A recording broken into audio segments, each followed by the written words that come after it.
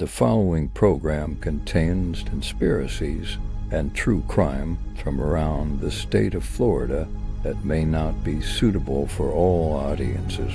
All personal opinions featured in this episode should not be taken as factual evidence. As always, viewer discretion is advised.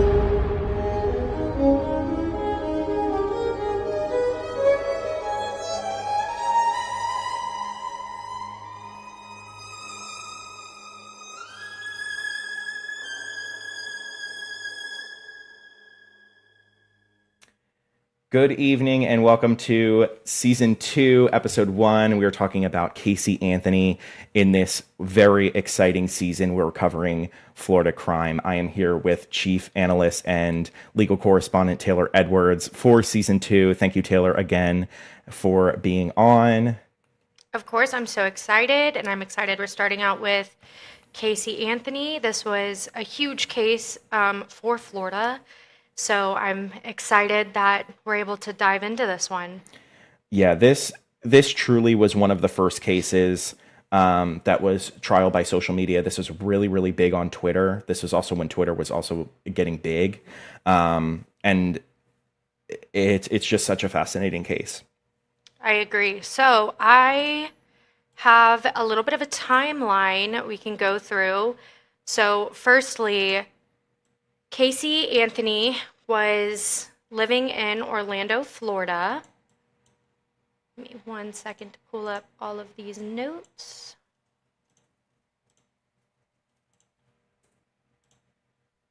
All right, so Casey Anthony was from Orlando, Florida. At the time of giving birth to her daughter, Kaylee, she was only 19 years old. So her daughter, Kaylee Anthony, was born August 9th of 2005, and then subsequently went missing on June 16th, 2008 is the last known date that she was seen alive. And then after that, it is unknown where her whereabouts were. So June 16th, 2008 is the last confirmed day Kaylee Anthony is seen alive. She was with her mother, allegedly, Casey Anthony.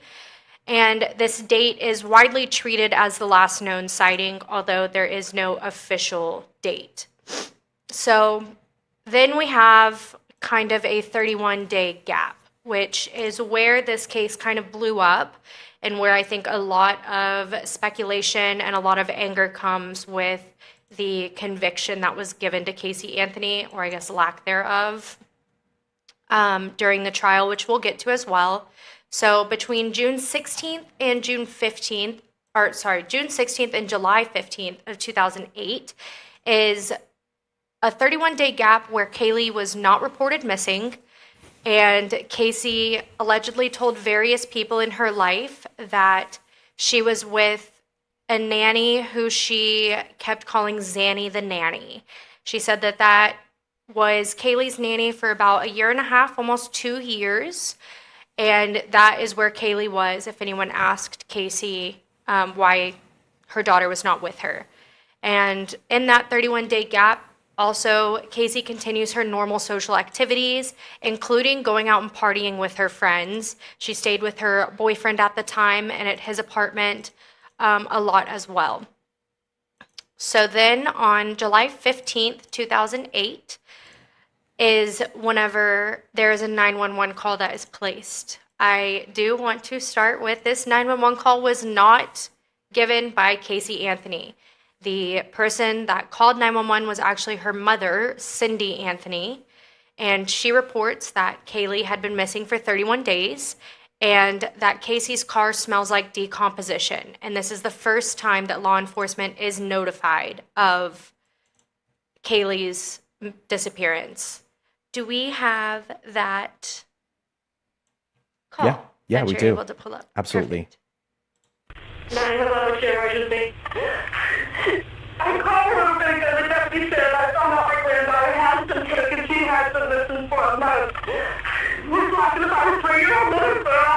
My daughter finally admitted that the baby's in the store. I need to find her. Your daughter admitted that the baby is where? The baby said it took her months ago. My daughter's been looking for her. I told you my daughter was missing for a month. I just found her today, but I can't find my granddaughter. She just admitted to me that she's been trying to find her herself. There's something wrong. I found my daughter's car today, and it smells like there's been a dead body in the damn car. Okay, what is the 3-year-old's name? Kaylee, Caylee, Anthony. Kaylee Anthony? Yes. How long has she been missing for? I have not seen her since the 7th of June. Is your daughter there? Yes. Can I speak with her? She's downstairs. They want to talk to you. Answer the question. Hello? Hello? Yes. Can you tell me what's going on a little bit? I'm sorry? Can you tell me a little bit what's going on? My daughter's been missing for the last 31 days. And do you know who has her? I know who has her. I tried to contact her. I actually received a phone call today, now from a number that is no longer in service. I did get to speak to my daughter for about a moment, about a minute. Who has her? Do you have a name?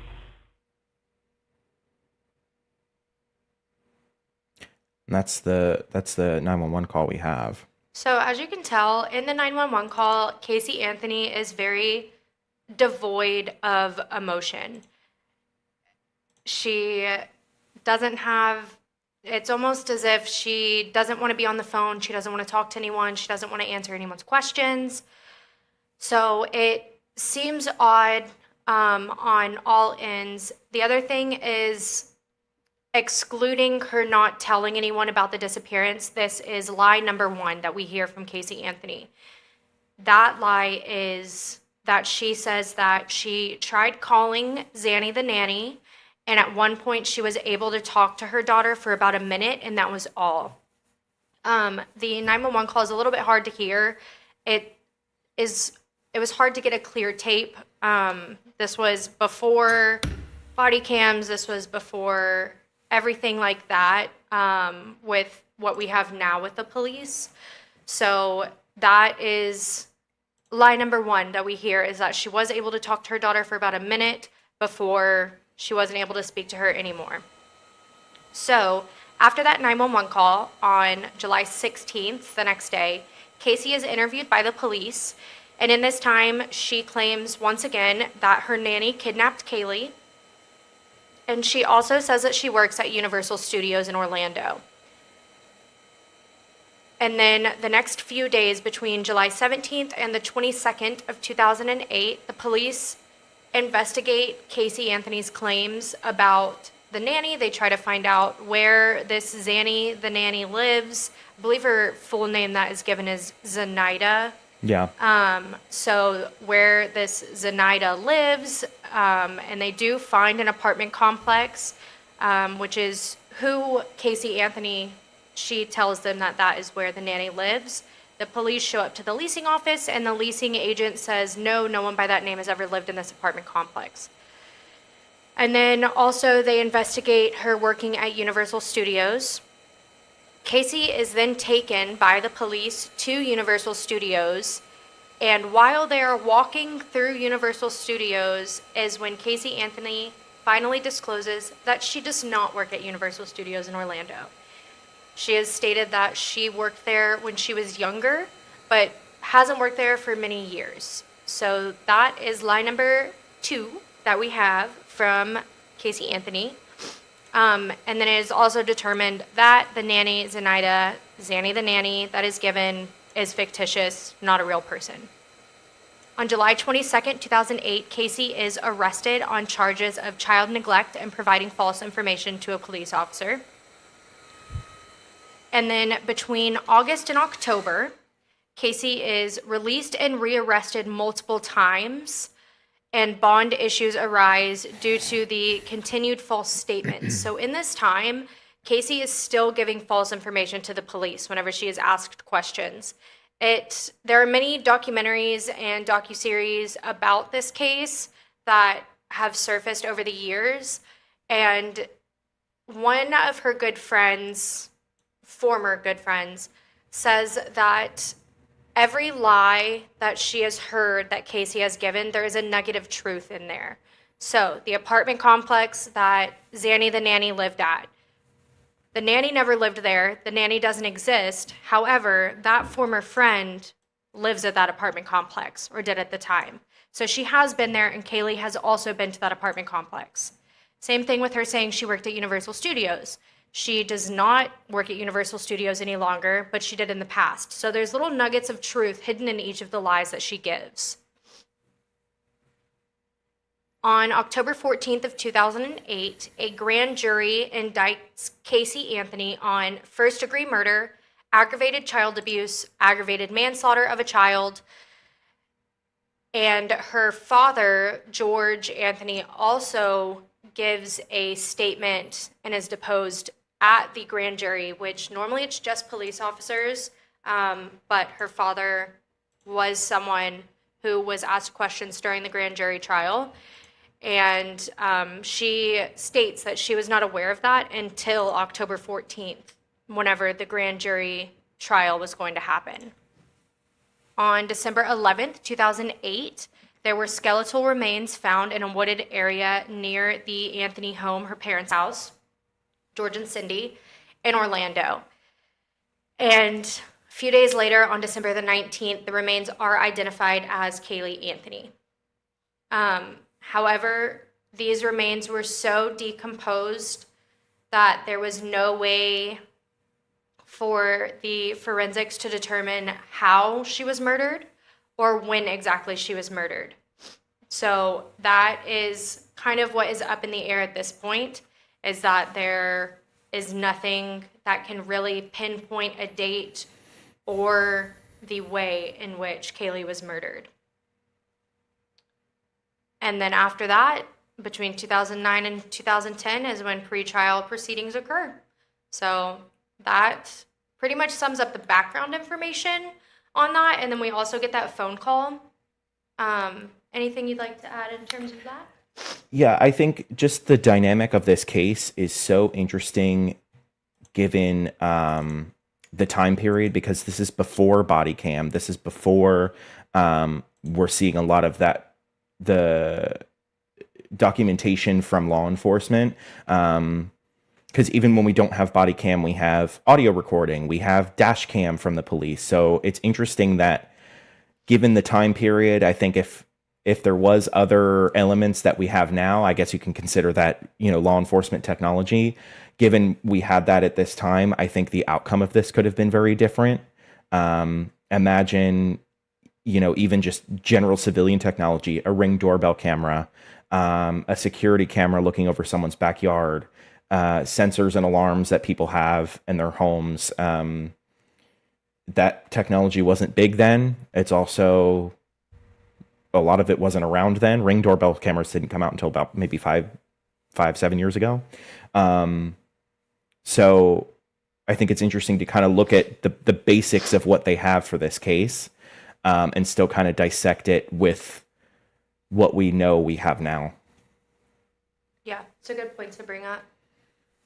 So before we talk about what happened in the trial, and I kind of have like a little list of all the evidence that was used and what each side, the prosecution and the defense team, what they used each piece of evidence for, I do just kind of want to touch on the jury instructions. So whenever you are picked to be on a jury for a trial, especially a big one, but every single jury for every single case gets one of these. It's called jury instructions. So this is when the judge comes out and reads a list of instructions for the people in the jury to keep in mind to follow. So For the jury instructions, I was able to find them online for this case.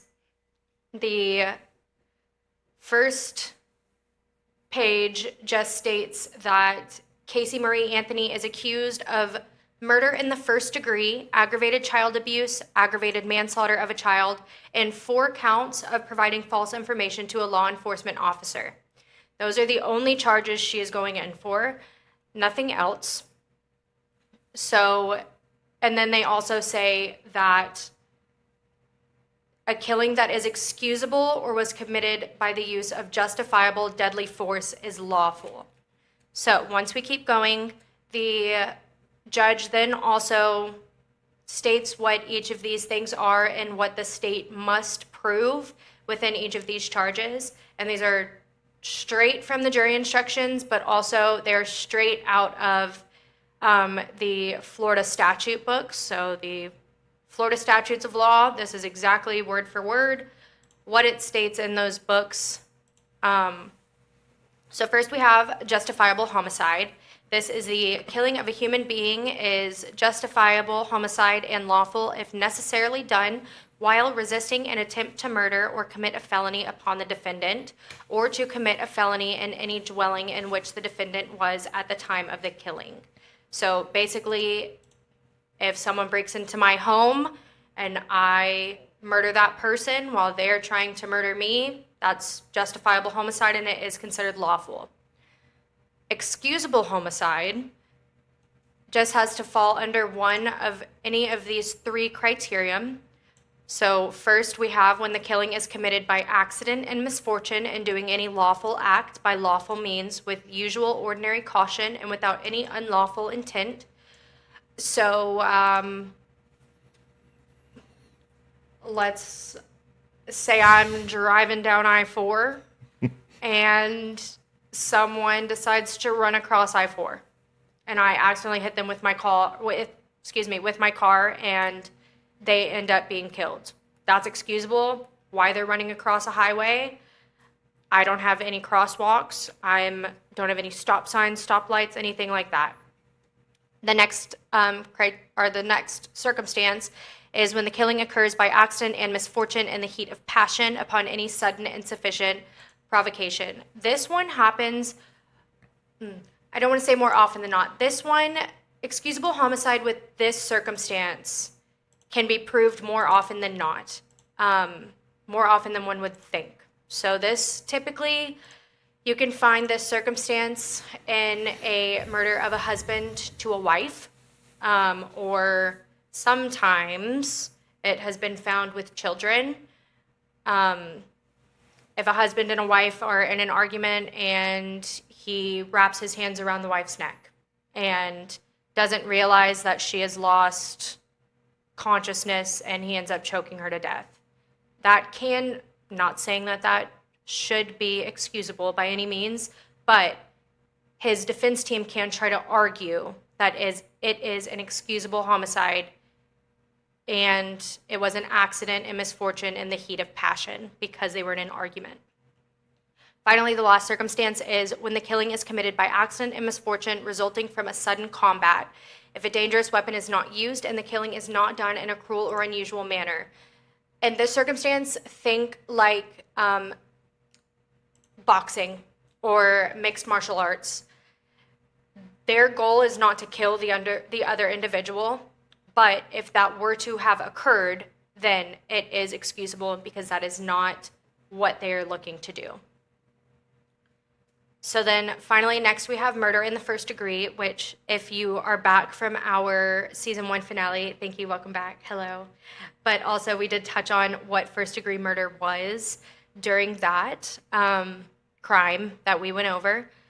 So for this, in order for the jury to convict Casey Anthony of murder in the first degree, the state must prove the following 3 elements beyond a reasonable doubt. That means that a jury member will not question, well, maybe if this were to happen, or maybe if this one piece wasn't there. No, it has to be point blank, this is what it is. So 1 is that Kaylee Marie Anthony is dead. That's pretty self-explanatory, that's been done. 2 is that the death was caused by the criminal act of Casey Anthony. 3 is that there was a premeditated killing of Kaylee Anthony. Now, premeditated killing, that can happen a split second before the actual killing occurs. There is no timeline on how far someone has to be before the crime for it to be considered premeditation. The next charge is felony murder in the first degree, which is a little bit different than first degree murder. This one, it must be proven beyond a reasonable doubt that, again, Kaylee is dead. 2, the death occurred as a consequence of and while Casey Marie Anthony was engaged in the commission or attempting to commit aggravated child abuse. And finally, that Casey was the person who actually killed Kaylee. So if this death occurs while attempting to commit or while aggravated child abuse is being committed, then that would fall under felony murder in the first degree rather than first degree murder, because it is not necessary for the state to prove that the defendant had premeditation or an intent to kill. Next, we have aggravated child abuse, and this one, Casey Anthony knowingly or willingly, or willfully, committed child abuse upon Kaylee, and while doing so, caused great bodily harm, and that Kaylee was under the age of 18, which she was. Aggravated manslaughter of a child, Kaylee is dead, and then Casey Anthony's acts caused the death of Kaylee, or the death of Kaylee was caused by the culpable negligence of Casey Anthony. And then the last charge is false information to law enforcement, which the judge has to go into what that means for the jury for the instructions. However, that's pretty self-explanatory. Did you lie to the police? And can it be proven? Yes is the answer. And then after that, it just kind of goes into what is the different types of homicide: second degree homicide, felony murder in the third degree, second degree, attempt to commit a crime, child abuse, and what it means to have reasonable doubt. So I'm not going to go too much into those, only because she was not charged with those. So typically, if there are some cases where a jury will be instructed, if you do not find the defendant guilty of first degree murder, do you find her guilty of second degree murder, third degree murder? But that was not the case here. So those are the jury instructions, which will help later on whenever we discuss the outcome of the trial, because that is a big point of contention with a lot of individuals. What I find so interesting, first, before we continue, I do want to let you know our number is scrolling at the bottom of the screen. As always, we are looking for texts and calls with your opinions, as well as our YouTube comments. We love to engage. That's one of the things we love about our live stream, is we are able to engage with you live and kind of hear your thoughts on this while we're talking about it in real time. Now, one thing that fascinates me with this case is they really showcase the Anthonys as this all-American family. George Anthony is, of course, retired police. Casey Anthony's mom is a nurse. Casey went through school with her brother, truly living the American dream. And we see throughout the case that it really isn't all picture perfect. We hear of some sexual abuse between Casey and her father, as well as her brother, and that kind of bubbles and boils out in the case, and it kind of comes out in the middle of it all, which, from an outside view, it doesn't make a whole lot of sense or connect, but it is kind of more so for the character of Casey. And then that's not even to bring up the odd documentary she did just a couple years ago with Peacock, where it was a 3-part series of kind of her coming clean in her mind and kind of just putting it all on the dad, and how much she blamed the dad for everything and doing as she's told, as she says. But to kind of get into some conspiracy about it, there's several conspiracies about the disappearance and subsequent murder of We can do conspiracies if you want. Kaylee. Yeah, well, we can start diving into some of the conspiracies. My favorite one, probably not my favorite one, but the one I feel like I see the most in is the drowning theory of the pool at the grandparents' house. I do think there was some sort of accident, whether it was, I know there's a whole theory that the dad did it on purpose. I kind of am on the fence of it being an accident. But I think it definitely was at the pool at the grandparents' house, and everyone panicked and didn't know what to do.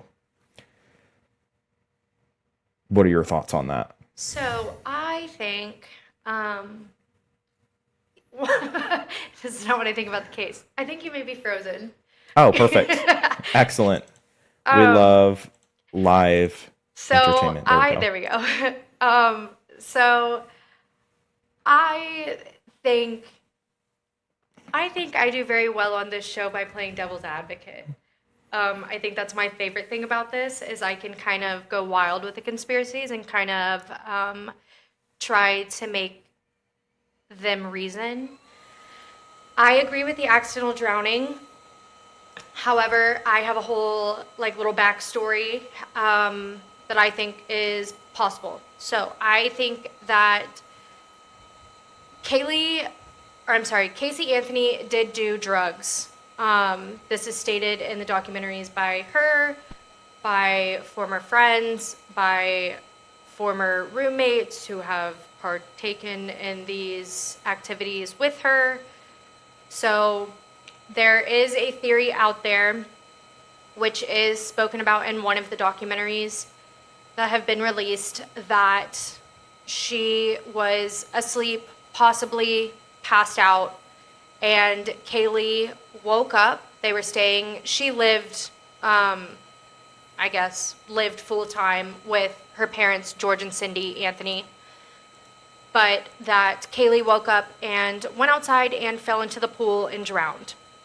And to go along with that, I believe that the father, George Anthony, it is possible that he found her, and rather than, I don't know what his thoughts could have been on why he didn't go straight for calling 911 or anything like that, but I think it's possible that he tried to revive Kaylee and wasn't able to, and then panicked.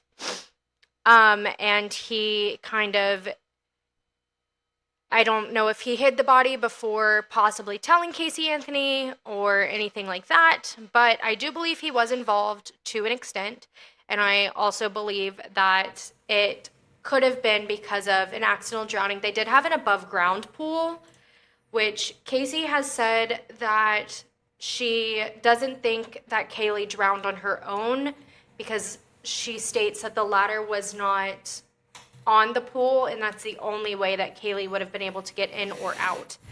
However, there's no way for us to back that up. There's no way for us to prove that.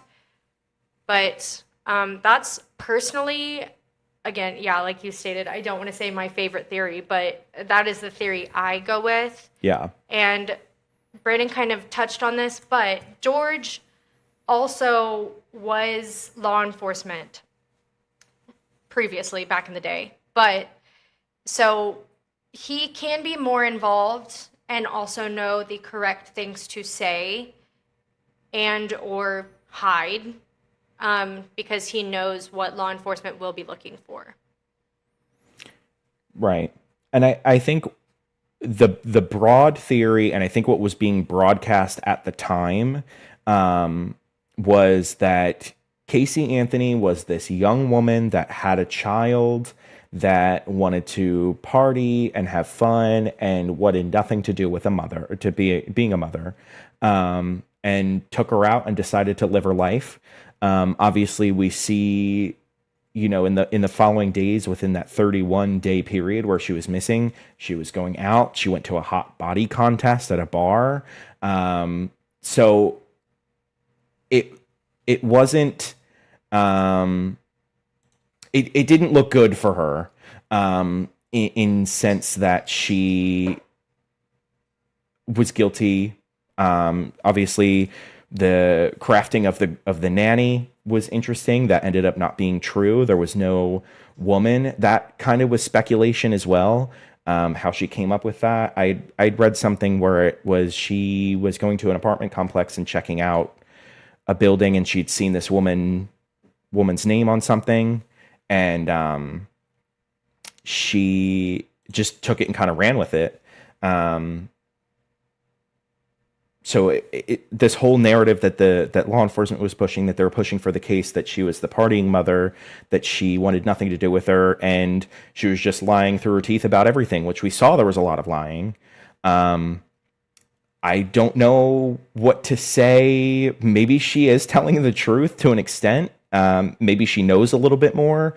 But do I personally think she killed? I don't know anymore. After kind of looking at what we got to see, yes, I think she's involved, but I don't know if she necessarily is the perpetrator at this point. And I'm not going to say she's 100% innocent in the whole thing, but I definitely am kind of leaning towards that she might have not actually done the killing herself. We do have a good question in the chat about whether or not Kaylee Anthony had a life insurance policy that was collected. Which I find interesting because my mind never even went to that. It's an interesting question, yeah. Normally, I think about life insurance policies whenever it's like a husband and a wife, even sometimes an older kid, but not a 4-year-old. But there is no evidence that there was one, nor that it has been claimed. Along with the Zanny the nanny, there is also something interesting that I want to point out, that one of the drugs that Casey Anthony allegedly was fond of was Xanax. And Xanax, commonly on the streets, is referred to as Zanny. So there is a theory out there that whenever she was saying Zanny the nanny, it was her referring to Xanax was watching her baby, as in she was drugging Kaylee, which there's no way for forensics to determine whether or not there was any drugs in Kaylee's system or if that was the cause of death, because her body was so decayed, all that was recovered was skeletal remains. And if I do recall, Taylor, maybe you can kind of walk me through this as well. It was found by a land surveyor. Yes. That was doing land surveying in the area. He had stopped off in a wooded area when he saw a plastic bag that didn't really look like it belonged there. It was a trash bag, yeah. Yeah, he had poked it, and some contents had fallen out, including the skull. Mm-hmm. But it was just skeletal remains that they had found. Yeah. Some say that it was just skeletal remains because it had been there so long. However, again, we don't know exactly when she passed away to know whether or not that's the case. If it was the case, it would have been about a 6-month time period between whenever she was reported missing and when these skeletal remains were found. Also, they lived in Florida, and she was reported missing in June. So that is dead of summer. It is also wild animals all around Florida of all different kinds. So there's not any way to know for sure if there was foul play, except for, Brandon, if you would like to talk about the duct tape. Yeah, so there was a piece of duct tape that was found inside the contents of the bag with the skeletal remains. The duct tape, what did they find on the duct tape? They found trace amounts of something on the duct tape. I think it was hair. Okay, so they did find hair, but there was no results with that, was there? They weren't able to determine. No, I think it was just blonde hair, which at the time, I believe Casey Anthony was blonde. Yes. At the time. Yeah, so they did find duct tape. They, for a little bit, were trying to determine if the duct tape was the actual murder weapon regarding Kaylee. But then there were also, when did the talk of the chloroform get involved with this case? Was that part of the duct tape? Yeah, so whenever they found the trash bag and then they found like a generic roll of duct tape, and they stated that if like she had the same duct tape, it's almost like saying like, oh, we have you on film at Target, Casey, buying the same black trash bags. It's almost the same kind of thing. They found a roll of duct tape that also was used, that they could say was used. But yeah, the chloroform came in at that point, which they tested parts of the trunk and were able to find that. And speaking of the trunk, they were able to test parts of the trunk, and they determined that there was a deceased body in there at one point, correct? Or was that a mix of speculation and a mix of forensics? It was a mix of speculations, starting with Cindy on the 911 call saying it smells like there's a dead body, which she later in court tried to backtrack and say, no, it just smelled like old pizza. So she tried to backtrack that, and then whenever they played the 911 call for her, then it was like a flustered situation. So we have some questions bubbling up in the comments here. Oh, you can see them. Yeah, I have them. Yes. I'm doing some research on some of them. Yeah, so it looks like there's a really good question. Was the little girl not in any type of school? I don't believe she was even preschool age yet, right, Taylor? She was 4, so yeah, she could have been. But I don't think she was enrolled any official like No. state school or anything. Oh, sorry. She was not 4. She was 2. I'm so sorry. I've been saying this whole time she was 4. She was not 4. She was 2 years old, and she was primarily either with Casey or the grandparents, George and Cindy. So, no school, and she was with the people who last saw her alive at that time. And then the follow-up question, who watched the little girl during the day? Mostly it was Casey, and if Casey wasn't there, it was George and Cindy. Mm-hmm.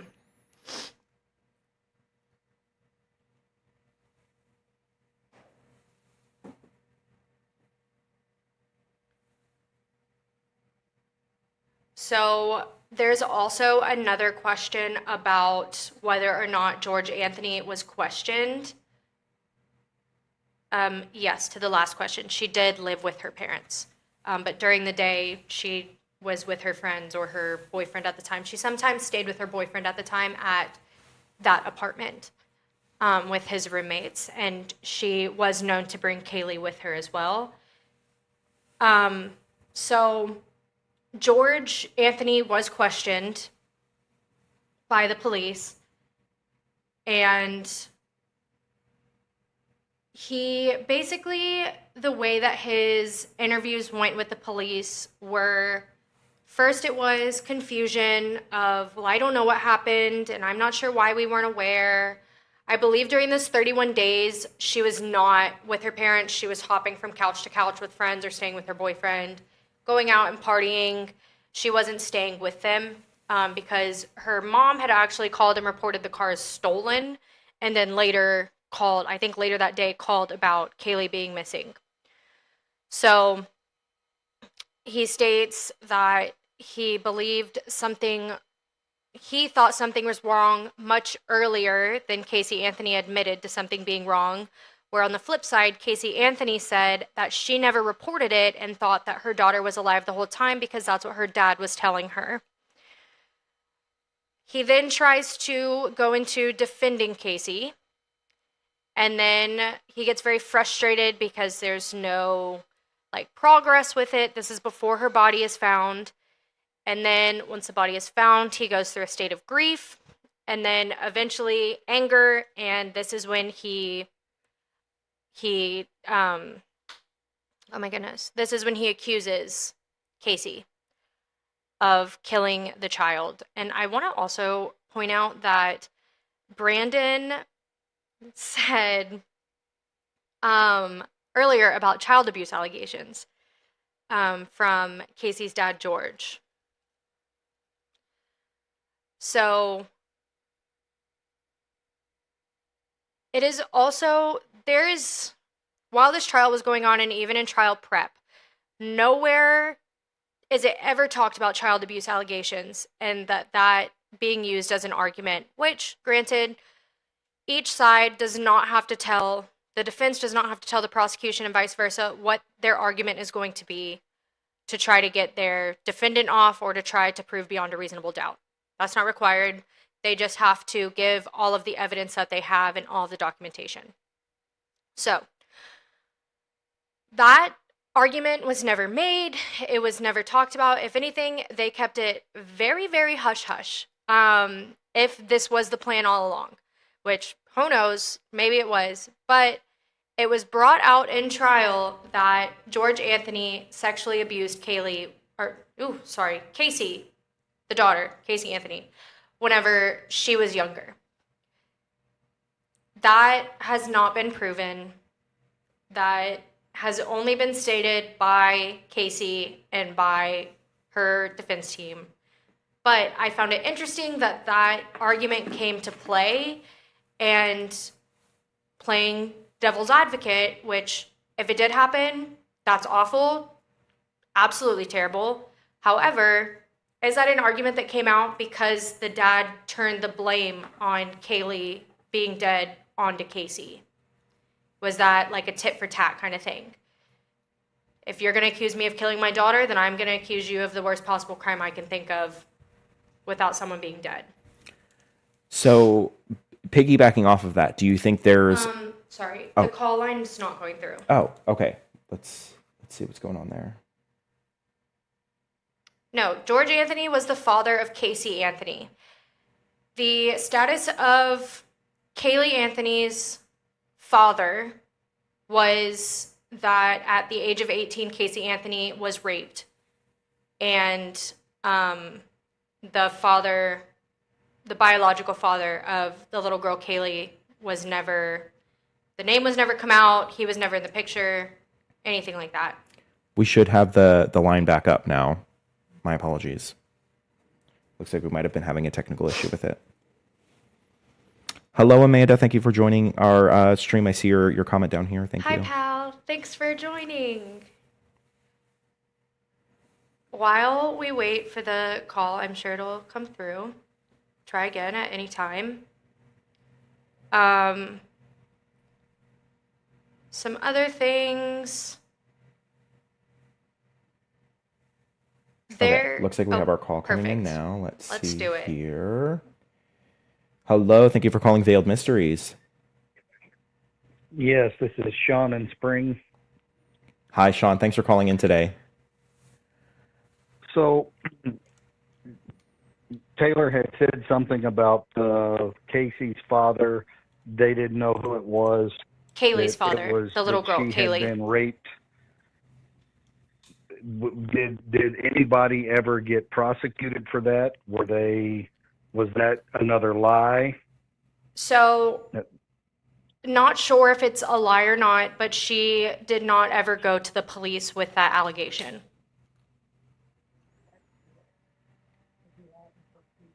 And so nobody ever collected any life insurance on the little girl? Nothing that's been made public. So there's...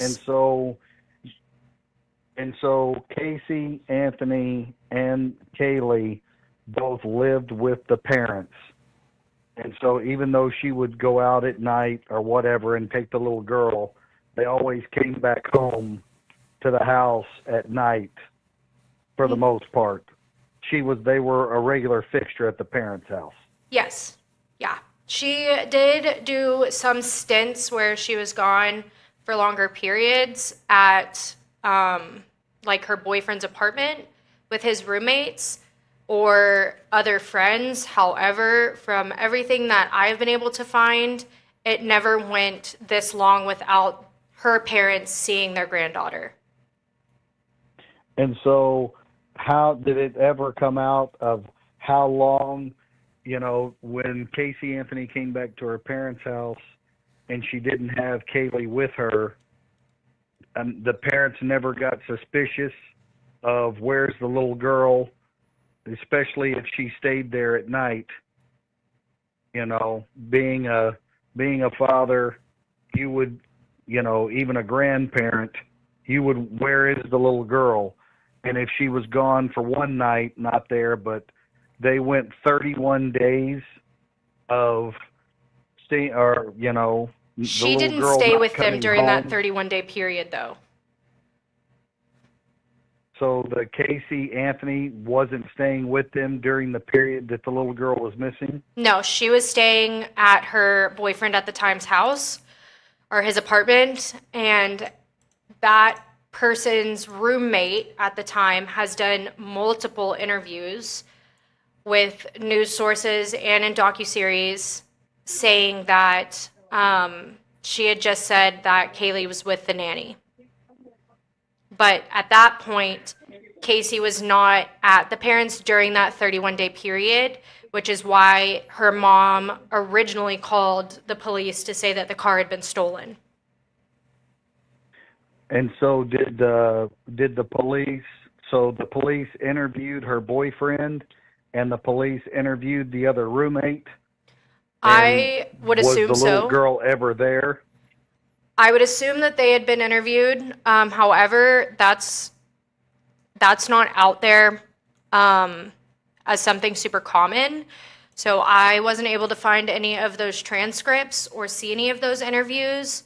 But yes, she was over there often. The roommate of her boyfriend has stated in almost every single interview that he's done that she would oftentimes bring Kaylee over there, and that Casey was a really good mom, and he would never imagine her doing anything like this.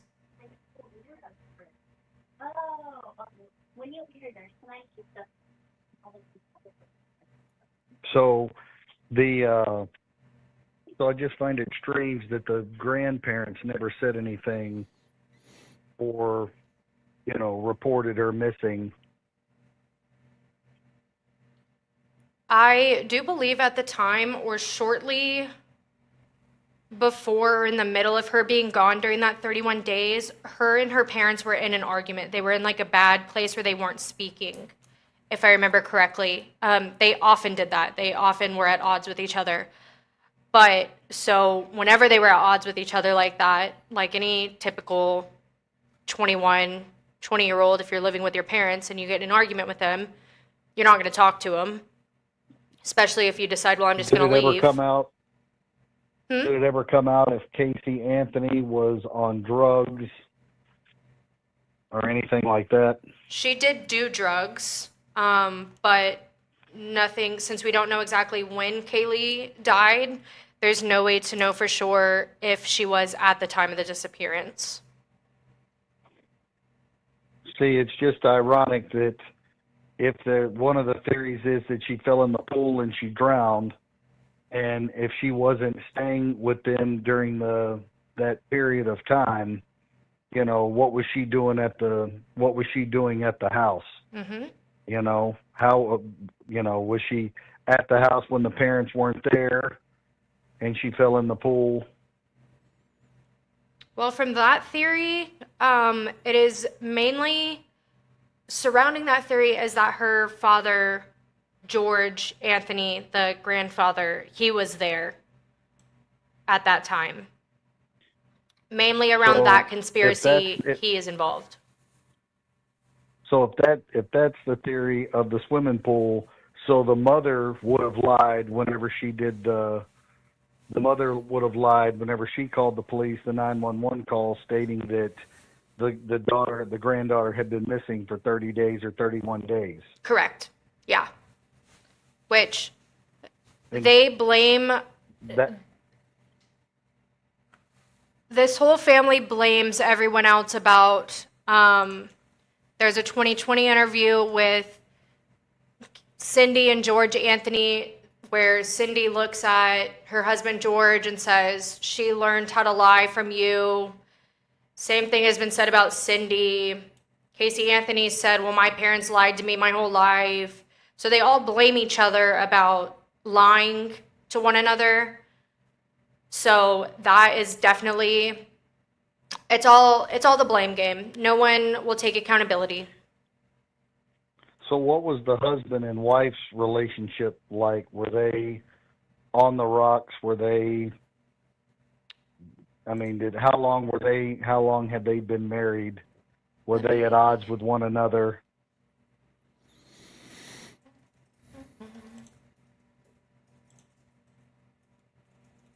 Give me 1 second. Am I still on? Yeah, you're still on. You're still here. So as of this year, they've been married for 45 years. Mm. So they got married in 1981. But they did go through a very public strain following the death and trial. But they never finalized a divorce or anything. I will say George Anthony, after the allegations of sexual abuse, he did attempt to commit suicide, which was a big thing, and that was asked about in court one of the days.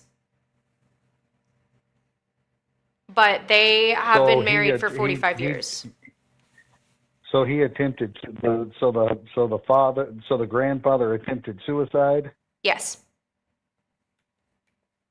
It was brought out very early on in the trial about the sexual abuse allegations. And so whenever he was finally brought up to do his testimonies, they asked him about him attempting to commit suicide. And he said yes, and it was because of those allegations.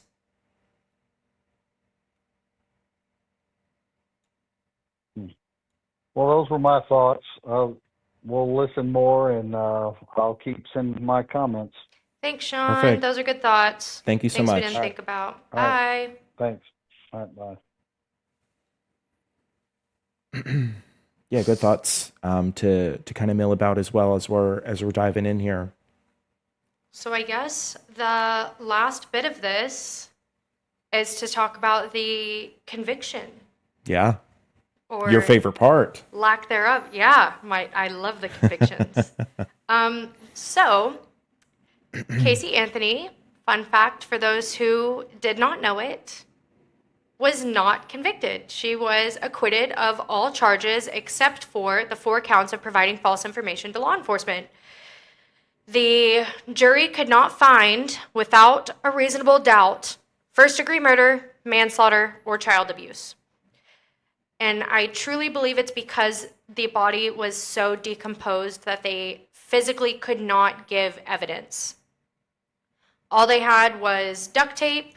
Casey Anthony had the same kind of duct tape. Trash bags, she had the same kind of trash bags. They did find traces of chloroform in her trunk. However, chloroform can be found in many cleaning supplies. There are many different chemicals and things that we use on a daily basis that you don't realize have traces of chloroform in them. But they also couldn't get that off of Kaylee's body because it was so decomposed. So the only thing she was found guilty of is the 4 counts of providing false information. And for that, she was sentenced to 4 years. That happened on July 7th, 2011. And she did get credit for time served from whenever she was first arrested. So she only served 10 days in jail, which is crazy. Post-conviction. Yeah. Post-conviction. She was convicted and sent to jail July 7th, 2011, and she was released from jail July 17th, 2011. Wow. Where did they find the body again? How far away from the house? That's something I find interesting is they found the body fairly close to the house. I mean, it was only a couple of miles. But they had all of these people canvassing these areas. So what are your thoughts on that, Taylor? I think that it was placed there. The remains were found less than a half mile from George and Cindy's house in Orlando. So, and they lived in a suburban neighborhood backed up to a wooded area. They still live there, by the way. They do still live there. I looked up their voter registration. They still live there. And Casey Anthony still lives in Florida as well. I mean, it's not super relevant to the case, but after the conviction, obviously, people were unhappy because She was dubbed the most hated woman in America because everyone thought she was guilty, which just because she was acquitted does not mean she was innocent. It just means that they could not prove beyond a reasonable doubt that she did these crimes. And then, in my opinion, I don't think it went to appeal because they didn't have any evidence. All the evidence they had is what they provided. But she moved in with her lead defense investigator after the trial because she had nowhere else to go. So that's kind of a fun, interesting little tidbit. But I think that because it was so close to their house and because multiple searches had occurred, that I think the body was placed there after the fact.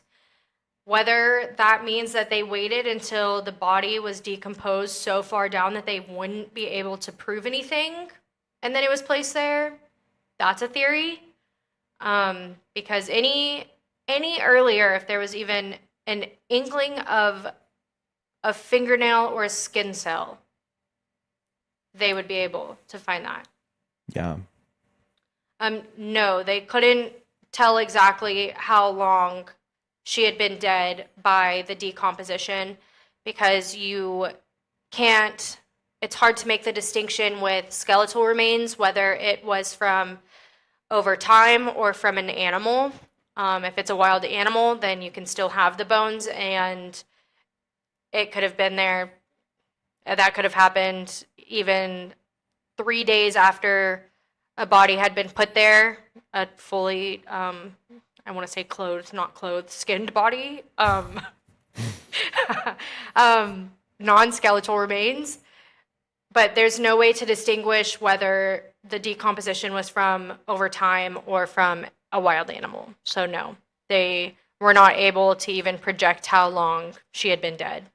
They assume that she was dead right from the get-go in those 31 days.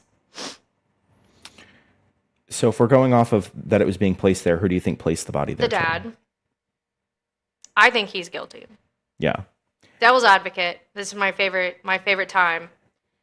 I think the dad did it. I think he tried to pin it on the daughter because she was a problem child and she partied and she had said during the pregnancy that she didn't want to be a mom, she didn't want a daughter. Everyone that knew her and that has interviewed has said that she was a fantastic mom, and they have all given doubts on whether or not she actually killed her daughter. Can't even imagine the possibility, which, granted, that can be said for a lot of people, and people can snap. So that can happen, not to say it can't. But I think the dad did it. I think George Anthony did it, allegedly. Allegedly he did it. Allegedly we don't know who did it. But I believe it is very possible that the father did it and tried to loop in the daughter as a, well, you were also here, like, it wasn't just me type of thing. Like, if I'm going to go down, you were also here, so, like, you are involved kind of thing. Yeah, I'm on that same boat for the most part. I don't think Casey is completely innocent. I don't think she necessarily did the crime, but I do think she knows more than she leads on to. And I think if her father was involved, she knows that her father was involved. And that's why we kind of saw that blow up of sexual misconduct come up in her case, where it mostly was irrelevant and kind of blew up from her defense. One of the... Yes, so we got a question, good question, was the body found with clothes or shoes? And then they ask about the shoes because that would mean they were going somewhere. No shoes would lead to believe they were home or something had happened there. So yes, there were items found with the remains.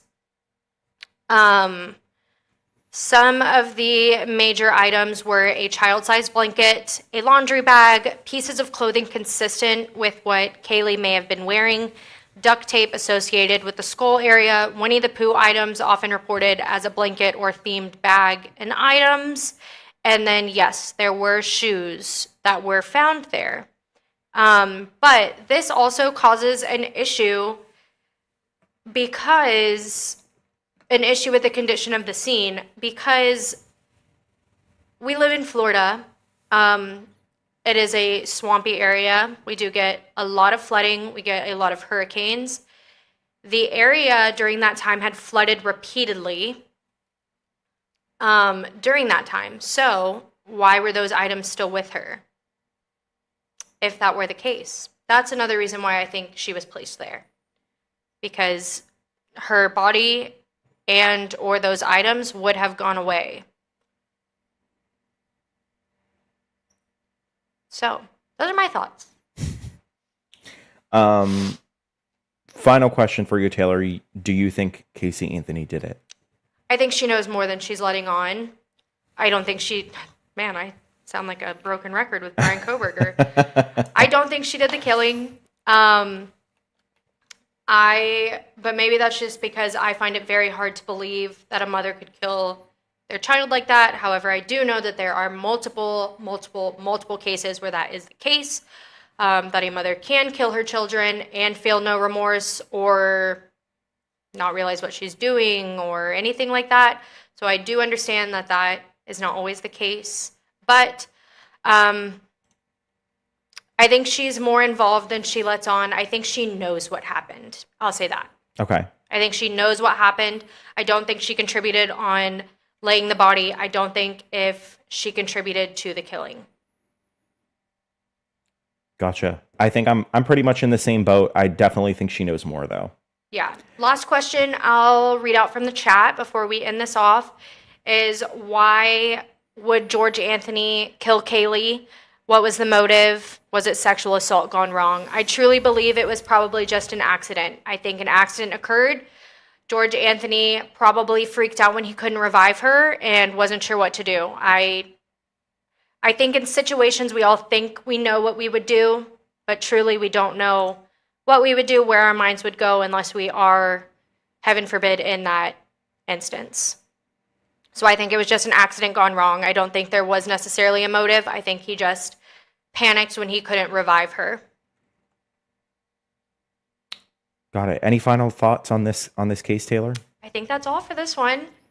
All right. Well, thank you so much, of course, for being on the show. I'm excited to have you on this season. Yes. And we have some really interesting cases and conspiracies that we're going to be going through this season. So it's going to be really, really good. Thank you, as always, Taylor, for being part of it. And thank you so much for joining us for season 2 of Veiled Mysteries. This is just the beginning of one of the most exciting seasons that me and Taylor are going to be putting together. We are covering so many exciting conspiracies and true crime from around the state of Florida, and we look forward to seeing you next week for the ride of a lifetime. We will be covering the strange event of the 2024 New Year's Day Miami Mall incident. This event has been regarded as one of the largest police responses in Miami-Dade history, and is also one of the wildest speculated events regarding extraterrestrial life. We look forward to sharing more with you next Monday at 8 p.m. Veiled Mysteries is live every Monday at 8 p.m. in the East, 7 p.m. in the Mid-Region, and 6 p.m. on the West. Make sure to follow me on Instagram at Veiled Mysteries Pod for updates and to stay in touch. If you have a true crime case or a conspiracy theory you'd like to see us cover, feel free to email or message me at veiledmysterytips@gmail.com. As always, ask questions, stay curious, and be informed. I'm Brandon Ward. Have a good night.